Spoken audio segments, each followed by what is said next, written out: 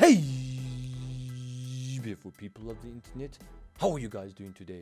Hopefully great, and welcome to 5 different loadouts for Steelpath. Now, before I continue with the video, guys, let's talk merch. As I mentioned to you guys before, I've just opened up an online merch store. If you would like to further support me or the channel any further, make sure to go and buy some merch. And if you guys do land up buying some merch, make sure to tag me on my personal Instagram account at onemanarmyyigit or at onemanarmyyigit_merch, and we'll definitely be doing some shoutouts. And if you guys want to know what we're saying, we are selling caps, hoodies, t-shirts, and a whole bunch of other stuff. So make sure to click on the link down in the description. And yeah, so before I continue with the video, please spot and click the subscribe button for more Warframe videos, and let's do this. Alright, so all of these loadouts, what I've done is I've categorized them. So we've got a loadout for endurance, we've got a loadout for damage, and we've got a loadout for crowd control. Because let's be honest, Steelpath, those enemies are a lot tougher, and there are cases where you need to kill them, and there are cases where you just need to control them as a crowd. So with that being said, let's start off with our number 1 spot, that being Necros. Now, when it comes to using Necros, here is the loadout that I am using. So we've got ourselves Nekros. Along with him, we have Naramon, Grand Prime, and the stat stick.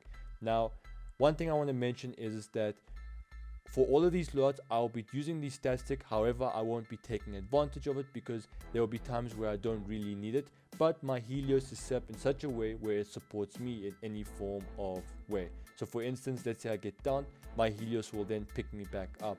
Let's say that I'm low on health, my Helios will then give me back my health. Now, I will definitely be putting out screenshots there. I'm not going to be going through all of these builds, so feel free to pause the video and then you guys can replicate this build or build it to your heart's content. So we are going with Naramon because remember, Naramon will allow us to keep our combo counter without it resetting. And remember, if we can always have max combo counter, we'll always be dealing max damage. Now our melee of choice can be any heavy slash based weapon, but I'm going to be using my favorite one, that being the Grand Prime. Now the reason why I want to use the Grand Prime is A, it is very strong. It can go through armor and it can destroy flesh. B, the Grand Prime mainly focuses on slash based damage. Now remember, the main thing over here is you want a weapon that deals a lot of damage and has high slash, because remember, if you guys kill an enemy with a slash based weapon, you'll cut them into 2. And because you've cut them into 2 pieces, because of the way Desecrate works, you'll start desecrating 2 pieces instead of 1, and you'll start forming additional loot on top of the Desecrate. So keep that in mind. Now, the reason why I want to use a stat stick is so that we can have maximum crit. That way we can always deal continuous red crits. So that's the build. If you guys would like to have my Necros build, I'll be suggesting that to the top right, or I'll be leaving a link down in the description. I'll definitely be doing the same for the other alerts because I definitely know I made videos for them. On our number 2 spot, we have Ash, aka the true assassin. Now, when it comes to using Ash, this is called Lethal Ash, and what you guys want to do is you want to do the Ezio Auditore style and just start executing enemies from behind without being seen. Now, what I like to do here is I've taken Ash's lethal Ash or lethal teleport, and what I've done is I've combined that with the Fraggle Prime. And now with the Fraggle Prime, I have made a finishing based mod or a finishing based build. Like basically, my build focuses on finishing moves, giving them a lot more damage. You don't need that extra damage, but let's just say if you want overkill and you want to just kill everything, definitely have this build right here. Now, for some strange reason, usually an assassin would not have a huge hammer, but for some strange reason, hammers work really well when it comes to executions, especially the Fraggle Prime. Now, when it comes to the school tree of choice, what I went with is generic, so that way I don't run out of energy. If you guys would like to know exactly how to build Ash or how to mod Ash, don't worry, take a look at the link down in the description, and once again, it will be suggested to you guys at the top right. Coming in at our number 3 spot, we have Equinox, aka the albedo of Warframe. If you guys don't know who Albedo is, she's this female character in an anime called Overlord. Great anime, haven't seen it in a while, but anyways, let's continue. So what I've done is I've combined a Sleeponox with Umbra's Nakana. Now, why Umbra's Nakana and not the Nakana Prime or any of the other Nakanas is because Umbra's Nakana is special and it has this passive. Now, what this passive does is it basically allows you to go invisible if you guys perform a finisher.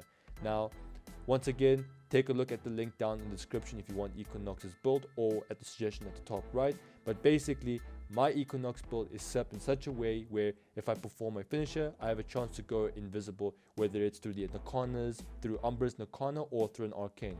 Now, Umbra's Nakana, the reason why I went with Umbra's Nakana and not a Frag of Prime is because of the way Equinox is, she can't go invisible as well like Ash can, and Umbra's Nakana will help you stay alive for a lot longer, because as long as the enemies can't see you, you will definitely stay alive. And also Equinox is very, very, very squishy.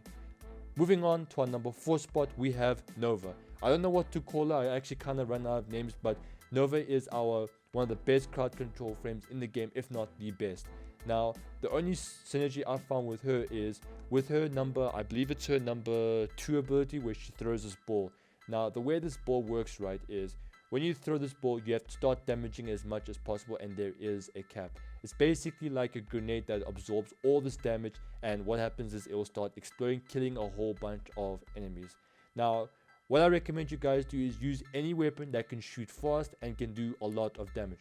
So in this case, I went with the Piranha Prime because it shoots pellets, making it a lot easier to max out your damage.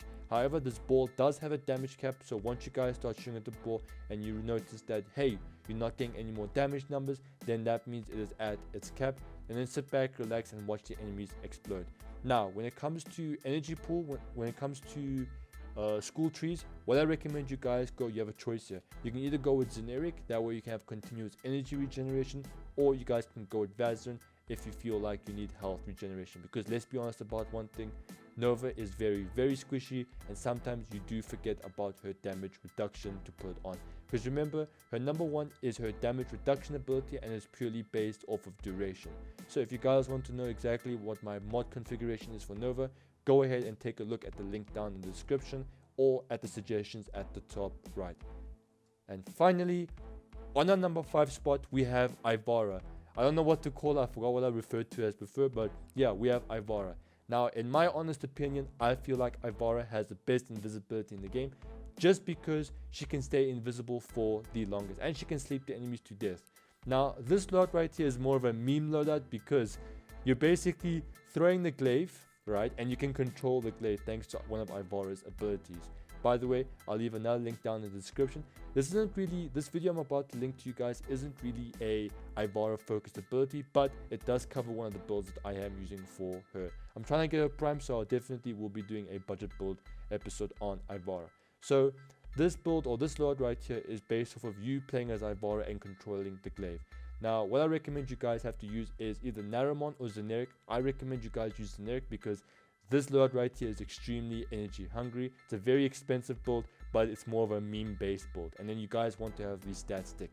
Now, the reason why you guys want to have the stat stick is because the stat stick will allow you to do guaranteed red crits if your multiplier for your melee weapon is high enough. And then Naramon, of course, if you feel like you have enough energy, then go with Naramon. Now, when you throw this, what's going to happen is you guys want to first max out your combo counter, and then what's going to happen is you'll start dealing a lot of damage. Then you throw it, and then you'll slowly start controlling the disc. This build right here, or this load, is pretty effective, but it's also fun to use. However, it is extremely energy hungry, so use at your own risk.